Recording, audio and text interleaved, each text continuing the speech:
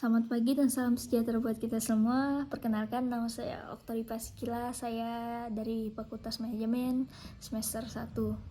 Baiklah, Ibu yang saya hormati, Ibu Baroka, Widu Royekti, dan yang saya hormati rekan-rekan mahasiswa semua. Pertama-tama, marilah kita panjatkan doa ucapan syukur kita kepada Tuhan Yang Maha Esa atas berkat dan rahmat-Nya lah kita masih ada sampai saat ini. Terima kasih yang diberikan kepada saya untuk menyampaikan sebuah gagasan yang berjudul Pandemi COVID-19 dan Dilema Pendidikan bagi Anak. Pada saat ini, dunia sedang menghadapi masalah besar, berawal dari munculnya suatu wabah penyakit yang disebabkan oleh virus, yaitu virus corona atau yang akrab disebut virus 19. Hampir semua aspek kehidupan mengalami perubahan yang semakin hari semakin mengkhawatirkan dan menebarkan seluruh isi dunia. Dunia perekonomian semakin lemah, hubungan sosial juga semakin menurun yang menyebabkan kurangnya interaksi dan kepedulian terhadap sesama.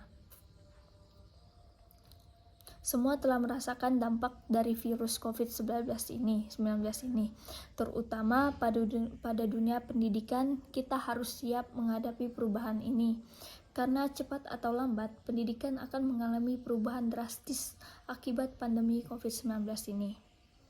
Saat ini pemerintahan pusat telah mengeluarkan kebijakan-kebijakan, salah satunya adalah meliburkan aktivitas atau tatap muka seluruh lembaga pendidikan.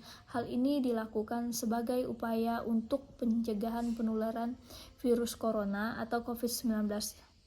Hal ini tentunya berdampak besar pada perkembangan pendidikan anak yang saat ini dituntut belajar mandiri, belajar secara daring atau dalam jaringan. Pembelajaran daring atau online merupakan sistem pembelajaran tanpa tatap muka secara langsung antara guru dan siswa, tetapi pembelajaran dilakukan melalui jaringan internet.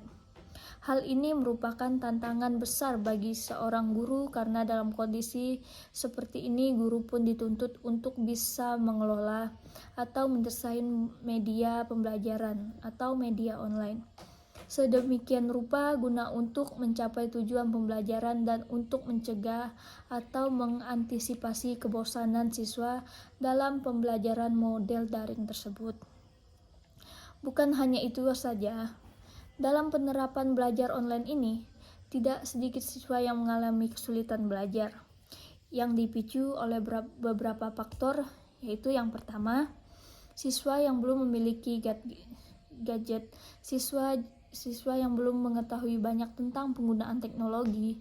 Kasus ini banyak terjadi pada mahasiswa tingkat TK dan SD atau sekolah dasar. Selain itu juga, masalah utama yang dialami siswa adalah jaringan yang tidak memadai. Hal ini merupakan tantangan besar bagi siswa dan tidak terkecuali bagi orang tua, karena orang tua yang harus dituntut untuk mendampingi siswa dalam proses belajar online tersebut.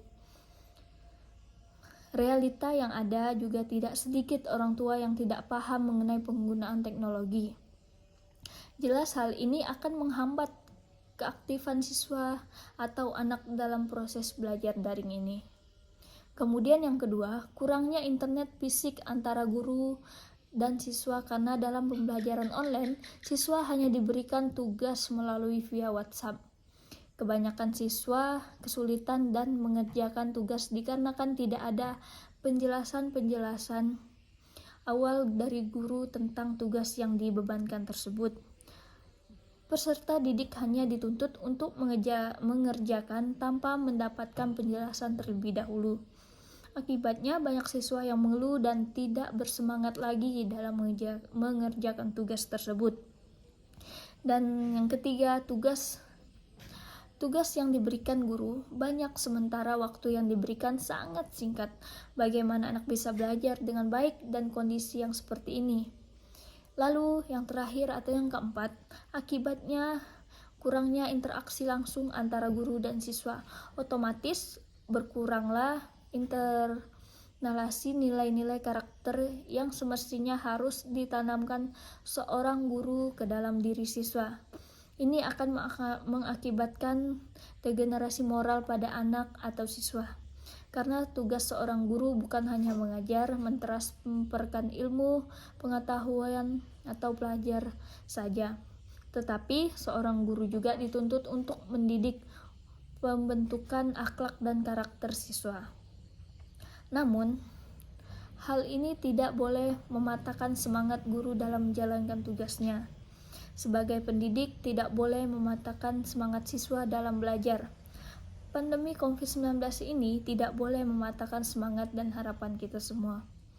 Di balik kesedihan seluruh belahan dunia ini, kita harus mampu mengambil hikmah dari pandemi COVID-19 ini. Pandemi COVID-19 ini mungkin saja datang sebagai ujian untuk kita semua. Apakah kita mampu mencerdaskan kehidupan bangsa walau dalam kondisi seperti ini? Semoga gagasan ini